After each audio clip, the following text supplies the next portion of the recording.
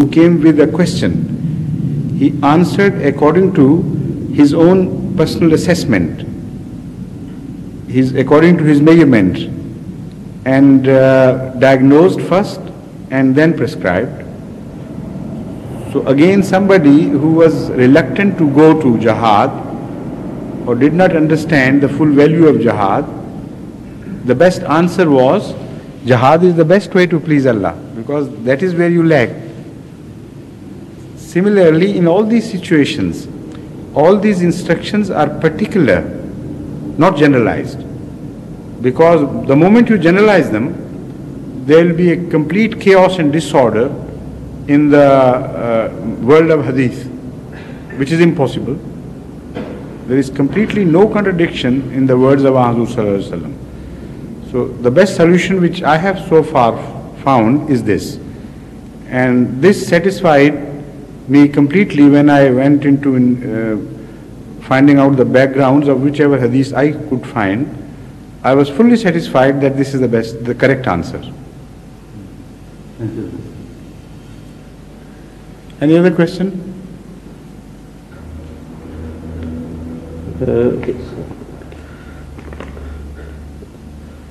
Hazur, there is a mention of the planets, stars and their movements in the Holy Quran. Hazur, is there any mention of the power of gravity in the Holy Quran? That is very obvious. I think this is something which is known to everybody. بغير أمد ترونها, the verse which tells you that the whole system of the heavenly bodies is interwoven with certain, let me say, Amadin is in fact this pillar, pole or pillar. So the Holy Quran says exactly, بغير أمد ترونها, without pillars which you can see, or you can say invisible pillars. But to say invisible pillars would be limiting the scope of various possibilities how this verse can be translated. So it should be translated exactly as the Arabic words dictate. The whole universe, the heavens and the heavenly bodies it means, are standing without losing their orbit upon pillars which you cannot see. Now what are those pillars? And why pillars are mentioned instead of strings? Pillars and strings have two different purposes to serve. In string, you hold the thing in place so that it cannot go beyond, but it can come closer. A pillar serves both the purposes. It can neither gain its distance nor diminish its distance. So the Holy Quran tells us that the force of gravity is so well balanced and organized that the forces working in between neither pull in the direction with a visible change in the course or distance, nor permit it to go further away in the sense that it should get closer to other things. The whole balance is kept. This is why the Holy Quran says, بِغَيْرِ أَمَدٍ تَرَوْنَهَا. There are internal forces which connect heavenly bodies with each other and keep their mutual comparative distances exactly alike, in the sense that the ratio is kept. This is what is happening in the universe exactly. Despite the fact that at another place the Holy Quran itself says, وَإِنَّا لَمُوسِعُونَ, although we have we have created, but we have not made it stationary. We have not created it in a stationary form. Inna la museun. We will continue to expand. And we are expanding. That is the meaning of Inna la museun, which means that the universe is also expanding. So the truth lies between these two fundamental verses of the Holy Quran. As far as the forces of gravitation are concerned, this is the picture drawn by the Holy Quran.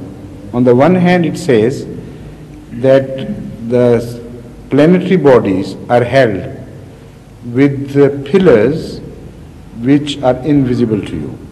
You cannot see. From that it appears that neither they can come closer nor go away from each other. If they are fixed with pillars, that should be the obvious picture we draw of the universe. But at the same time, the Holy Quran says, Inna la museun, we go on expanding them. So is there a contradiction or a different picture is attempted to be drawn? In my opinion, and obviously this is correct, there is no contradiction, but a different picture which is difficult to explain to the people ordinarily without a knowledge of science is being depicted here in these two verses. Number one, there are forces which are invisible. Number two, they act as a prevention prevention against bodies falling or collapsing upon each other or running away from each other so that the distances in between the various stars are disturbed. These are the two very clear pictures drawn from this. And the second verse says, we go on expanding the universe. So when you study how the universe is being expanded, then you understand the whole phenomena. The universe is being expanded like a balloon which is dotted on all sides. If it is small, the relative distances between the dots should be fixed and turned into mathematical figures. Then you expand. You will be surprised to learn that if there is equal expansion in all sides, the relative distances will remain the same and they will go on expanding.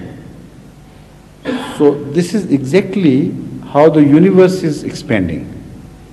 Everything is gaining distance upon another body, yet the mutual relationship remains stable and the same. And the whole equilibrium of the universe is not disturbed. This is the concept of universe as we draw from the Holy Quran.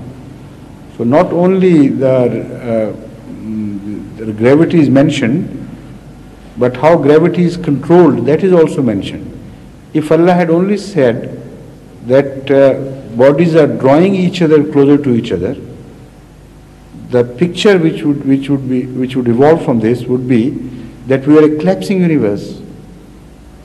So the Holy Quran has avoided saying such a thing, which could be wrongly inferred. It says we are an expanding universe. So how could say at the same time that everything is attracting each other? So in these two verses, what was very difficult for people of that time to understand has been said at various places, so that it did not agitate their minds at all. They didn't know what had been said.